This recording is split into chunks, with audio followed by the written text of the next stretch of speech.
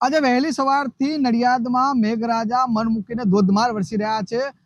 સામાન્ય 5 ઇંચ જેટલા વરસાદમાં જે આ પાણી છે તે અત્યારે તમે જોઈ રહ્યા છો રબારી કોલોની વિસ્તાર છે, જ્યાં આગળ પાણીમાં સમગ્ર ગરકાવ થઈ ગયો છે। વાત કરવામાં આવે તો આ વિસ્તારની અંદર 5 ઇંચ જેટલા વરસાદની અંદર સવારે જે વરસાદ પડ્યો હતો તેને લઈને હજુ સુધી પણ આ પાણી ઓસર નથી। બીજી બાજુ દ્રશ્યો બતાવીશ કે બીજી બાજુ કાંસ આવેલો છે અને આ કાંસની અંદરથી જે પાણી છે તે અત્યારે તમને જોવા કાંસમાં પાણીનો નિકાલ ન થવા હોવાના કારણે આ પાણી ભરાઈ જવાની સમસ્યા થઈ જે પ્રકારે અંદરથી જે લોકો ચાલતા આવી રહ્યા છે ઘૂંટણસમાં પાણીમાં ચાલતા આવી રહ્યા છે। આ વિસ્તારની અંદર અનેક હોસ્પિટલો આવેલી છે, બાળકોની હોસ્પિટલો હોય, રેડિયોલોજીસ્ટ સેન્ટર હોય કે પછી ઓર્થોપેડિક હોસ્પિટલો નડિયાદની આ તમામ આ વિસ્તારમાં આવેલી છે અને ત્યાં આગળ આ પ્રકારની સ્થિતિ સર્જાતા જે લોકો છે તેમને ગટરના દૂષિત પાણી દોડીને આવવાની અત્યારે સમસ્યા જોવા મળી રહી છે। બીજી બાજુ જે દૂર સુધી જે દ્રશ્યો જોવા રહ્યા છે કે જે લોકો હોસ્પિટલમાં પોતાના બાળકની સારવાર માટે આવતા હોય છે તેમને પણ અત્યારે ભારે મુશ્કેલીનો સામનો કરવો પડે છે। અહીં આગળ એક સ્થાનિક આપણી સાથે અત્યારે આવી રહ્યા છે, પાણી દોડીને આવી રહ્યા છો, ગંદુ પાણી છે, શું કહેશો, કોના જવાબદાર? બહુ ગંદુ પાણી છે અને બહુ ખરાબ છે। 3 બાઈકો ત્યાં પડી છે। પછી સોડા સાહેબનું જે દવાખાનું છે ત્યાંથી હું ચાલતા આવું છું અને ઘણું બધું દેસાઈગાની અંદર પાણી છે। ક્યારથી એટલે કાલે સાંજે વરસાદ પડ્યો છે। આજે તો લગભગ અઠવાડિયાથી છે, પણ આજે સાંજે જે વરસાદ પડ્યો એ પાણી છે। પાણીનો કોઈ નિકાલ નથી થતો। હા, ઘણા સમયથી નિકાલ નથી થતો। હા, હોસ્પિટલ દર્દીઓ છે, બધા છે, એમને બધી ઘણી તકલીફ પડે છે। હા, તકલીફ એટલે પડે ને, જવા આવવાની તકલીફ પડે છે। હા, વાહનો બી ડૂબી જાય છે, વાહન ત્યાં પડેલા છે, બધું છે। બીજી બાજુ જે દર્દીઓ હતા છે આ જવાબદાર કોણ લાગે છે પાણી ભરવા? જવાબદારી માટે કોની? નગરપાલિકાની છે ને। હા, નગરપાલિકા કોઈ રસ્તો નથી કરતી।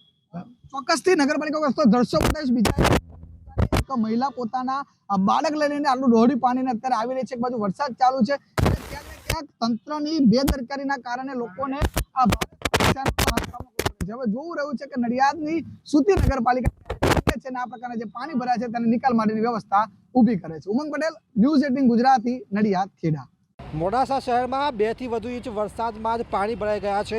દ્રશ્યો બતાવીશ કે મેઘરજ તરફનો જે રસ્તો છે દ્વારકાપુરી વિસ્તારનો, ત્યાં આપ જોઈ શકો છો એક ગાડી ફસાયેલી છે।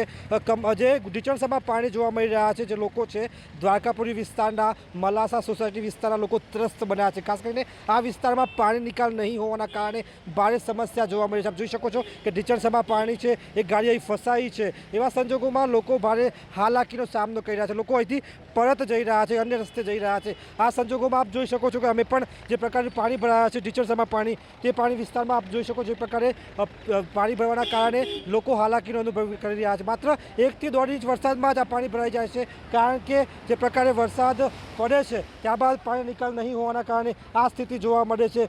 જોઈ શકો છો કે જે વહેલી સવારથી કમાવા માટે નીકળે છે સાયકલ સાથે, તે લોકો પણ ભારે ત્રસ્ત છે। એસટી ચાલક દ્વારા જે પ્રકારે ગાડીઓ ફસાય છે ત્યારબાદ નીકળવાનો પ્રયાસ કરવામાં આવી રહ્યો છે, એટલે કે લોકો ભારે હાલાકીનો સામનો કરી રહ્યા છે।